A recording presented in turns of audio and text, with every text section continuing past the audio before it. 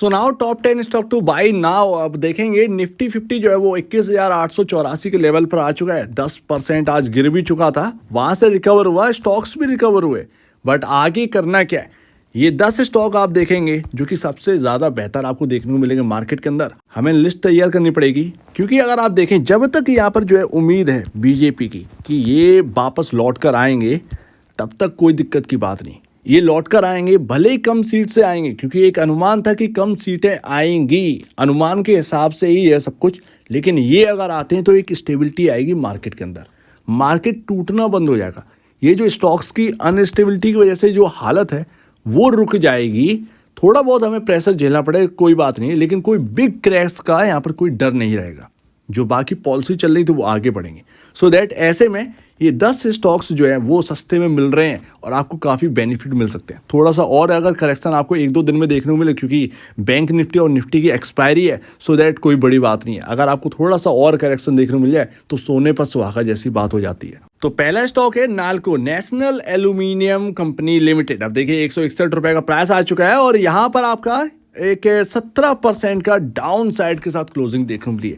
ये पहला स्टॉक है, आप ये मान के चलिए ये काफ़ी अच्छा है। अपने पी रेशियो के हिसाब से अगर आप देखेंगे तो अपने इंडस्ट्री पी के बराबर ही चल रहा है। और ईवी के अंदर जो है वो एल्यूमिनियम का यूज़ होना है, यानी कि मैं बात कर रहा हूँ ईवी बैटरी के अंदर एल्यूमिनियम, कॉपर और बाकी के यहाँ पर जो आ जाते हैं। तो उस हिसाब से आप देखेंगे नेल्को काफ़ी अच्छी कंपनी बनती है आगे के लिए। तो कम प्राइसिंग में आपको देखने को मिल रही है, तो आपके लिए बेहतर रहेगा। दूसरा स्टॉक है आपका SAIL, Steel Authority of India Limited. 135, actual में 133 रुपए की लेवल पर क्लोजिंग हुई है। और मैं आपको बता दूं, यहाँ पर जो सेल का जो पी रेशियो है वो अपने इंडस्ट्री पी से बहुत लो पर चल रहा है। इवन आपके सामने 31 रुपए का कट देखने को मिला है। इंटरडे में ये कट और भी बड़ा था, बट निचले लेवल से जो कि सपोर्ट इंपॉर्टेंट थे वहां से रिकवरी हमें देखने को मिली है। सेल आपके लिए एक बेहतरीन स्टॉक कहीं ना कहीं साबित हो सकता है। तीसरा स्टॉक है आईडीएफसी फर्स्ट बैंक। आप देखिए इसके बारे में मैंने कल या परसों बात करी थी और मैंने आपसे कहा था कि इलेक्शन के टाइम हो सकता है कि इंटरडे में आपको पेन देखने को मिले मार्केट के अंदर, और ये स्टॉक आपको 70 रुपए के अराउंड आपको जाते हुए देखे।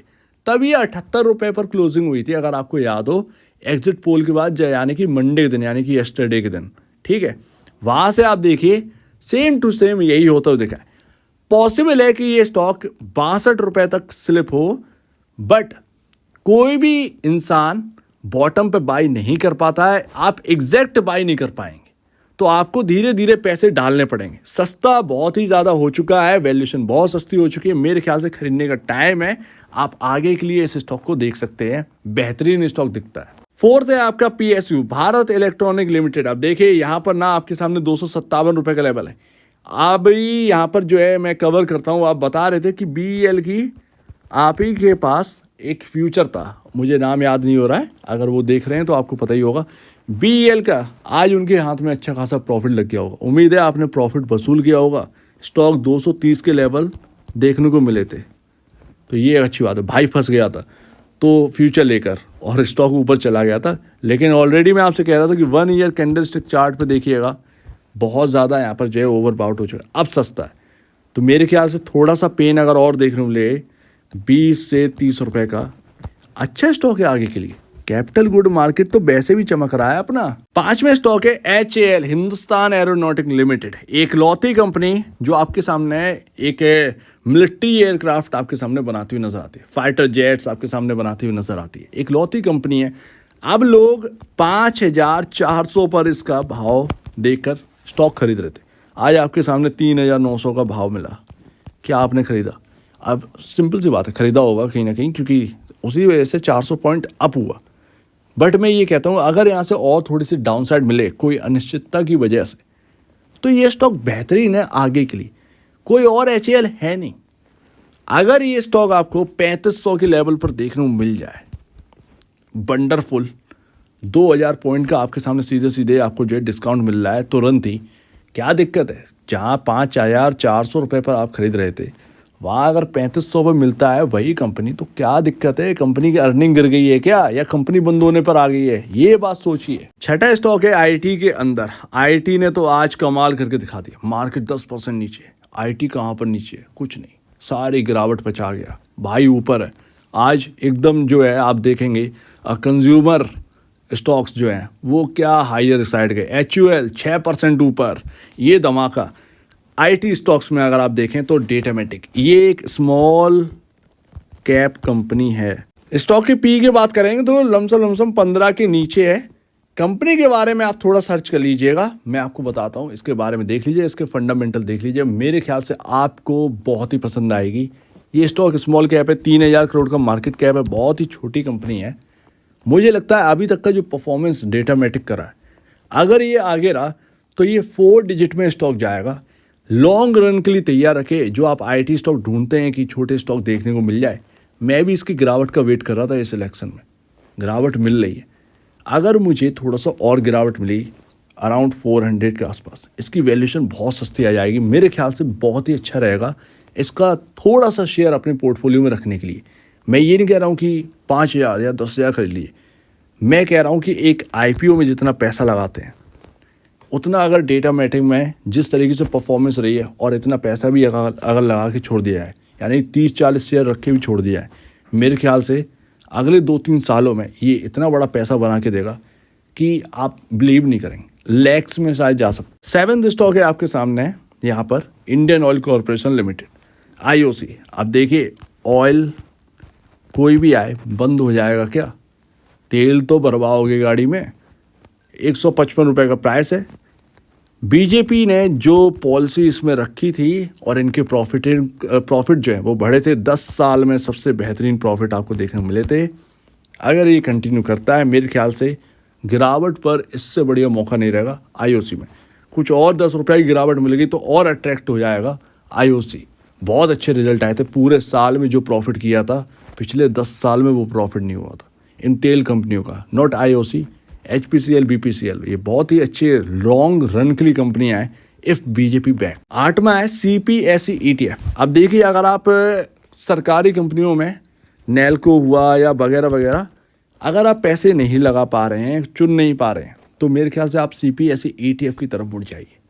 CPSE ETF आपका जो है वो सारे PSU ऑलरेडी ये सारे PSUs में जो है वो निवेश करता है। तो ध्यान रखिएगा, एक लौता एक प्राइस आपको देखने को मिल जाता है, और इसमें अगर आप पैसा लगाएंगे तो इसका मतलब ये है कि आप सारे PSUs में पैसा लगा रहे हैं, और सारे PSU अगर बढ़ेंगे तो ये भी बढ़ता हुआ नजर आएगा।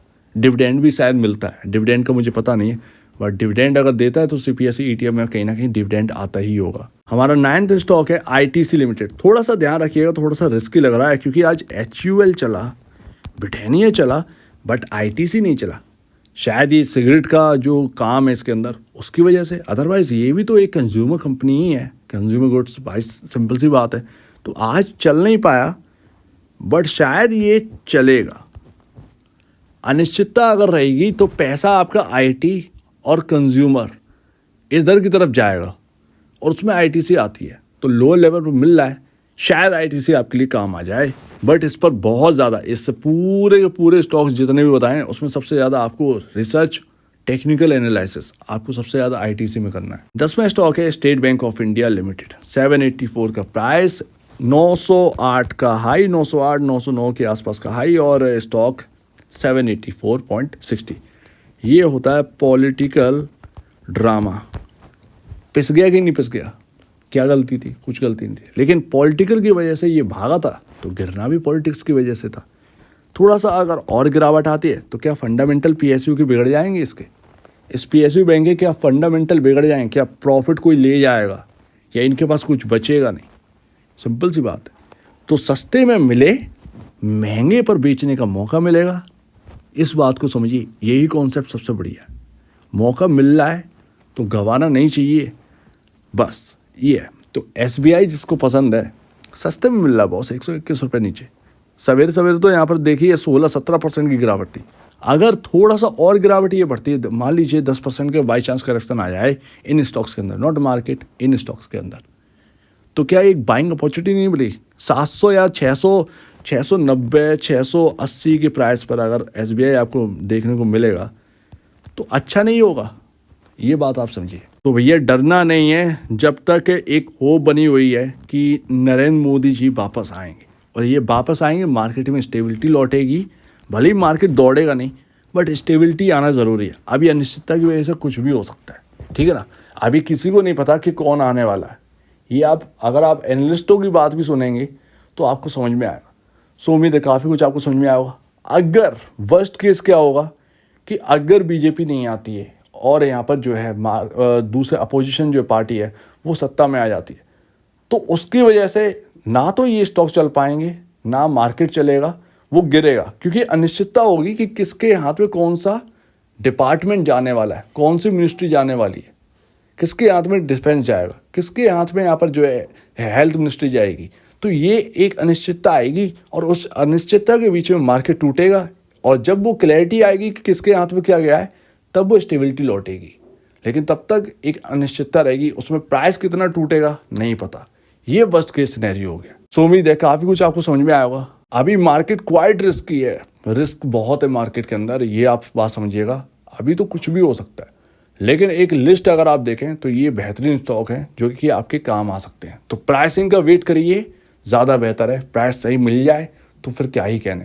तो एक बार निवेश से पहले खुद की स्टडी करना बहुत ज़रूरी है। खुद की स्टडी करिए, तब जाकर इन पर जो है वो आगे बढ़िए, या आपके जो एडवाइज़र हो या ब्रोकर हो उनसे भी सलाह लीजिएगा।